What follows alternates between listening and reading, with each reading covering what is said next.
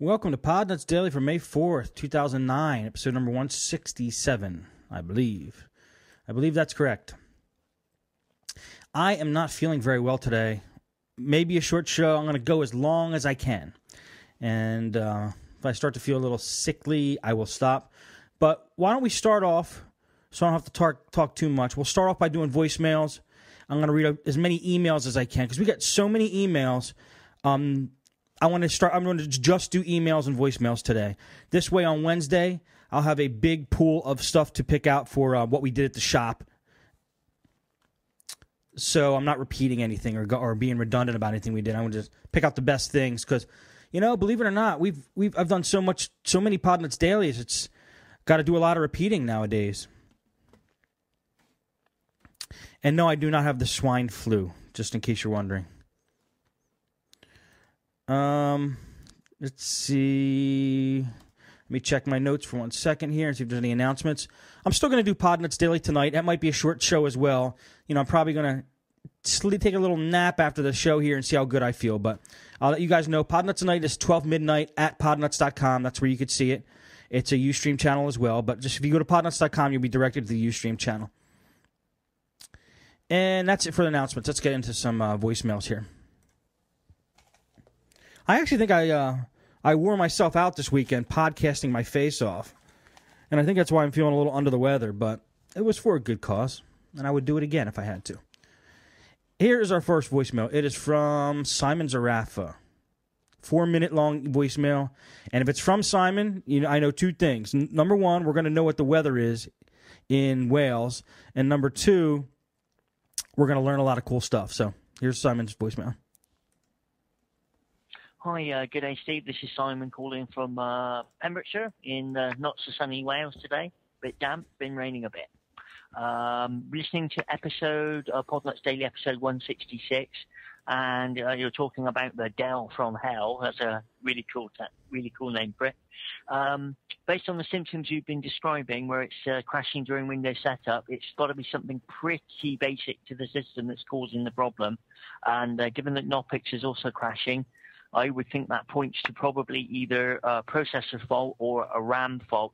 Now, if that USB port on the front of the machine's been shorting out, God knows what damage that might have actually done to the motherboard as well. But what I would be inclined to do is completely disconnect those front USB ports from the motherboard. There should be a socket or a cable coming from the front of the case to the motherboard where you can physically unplug it. Just completely disconnect it. See if that's still got a fault then. If you do, what I would be inclined to do would be to run something like memtest 86 Plus. That will give your processor and the RAM a very thorough workout. Literally let it run overnight if it wants to. Get it to do, numerous tests on the memory, at least 10 complete tests. See if that shows any problems at all. And I would be surprised if that system actually passed the memtest 86 Plus test without showing any problems. Alternatively, you could also use the Windows Memory Diagnostic. If you could get that to run, it will run from a Windows Vista boot CD. You can get to it from there. It's also on the Ultimate Boot CD for DOS rather than the Ultimate Boot CD for Windows. Windows Memory Diagnostic is like the predecessor for the memory test utility that comes with Windows Vista. It's actually very good. I've actually had instances where that test will show problems where memtest 86 Plus won't show problems. So it's worth running both sometimes if you think you've got a problem. However, I'm pretty sure that you won't get through the memtest Plus test without showing any symptoms or problems. If it shows RAM faults, then what I've been inclined to do would be to remove as much RAM as possible and allow the system to run with minimal RAM. Alternatively, if you have RAM that's compatible with that machine, swap it out temporarily, let it run through the mem test again. If you're still getting faults, then I would be inclined to put that down to faulty motherboard or faulty processor. Given that it's had a voltage short, presumably from plus 5 volts, through the motherboard, then you really don't know exactly where the fault's going to be. If you have a compatible processor for that board, I guess you could swap that out and plug that in and see if you get the same sorts of issues. However, given the amount of time that's all going to take, you might well want to consider that the machine's probably beyond economic repair at that point, unless the customer wants to obviously pay for your time to diagnose it further.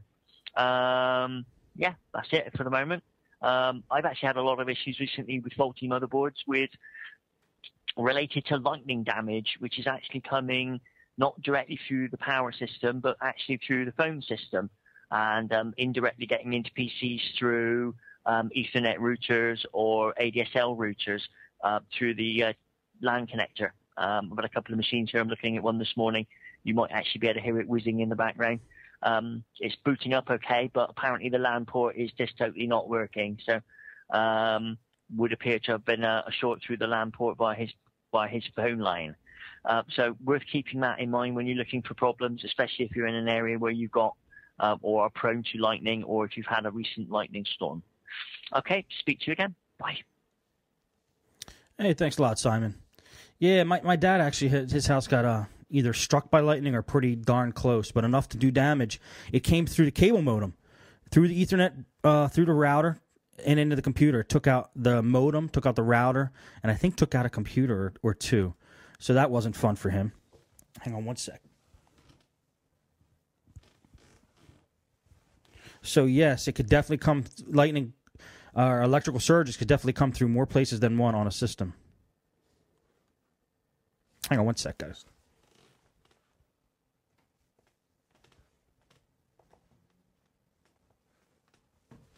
Sorry about that.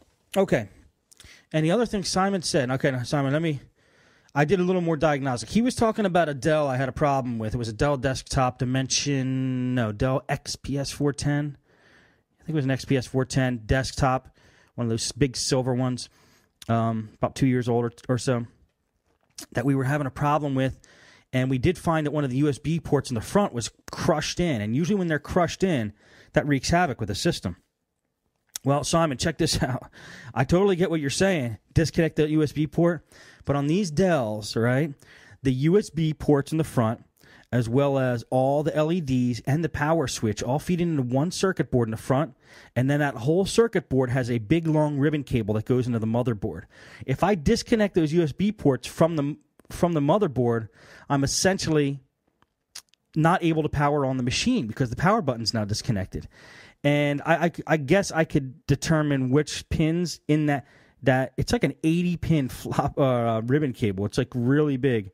I guess I could determine which pins are actually the power pins in that and fire it on that way. Or what I was going to do is power it on, then unplug that whole ribbon cable from the motherboard and see if it runs that way. We replaced the motherboard in that machine.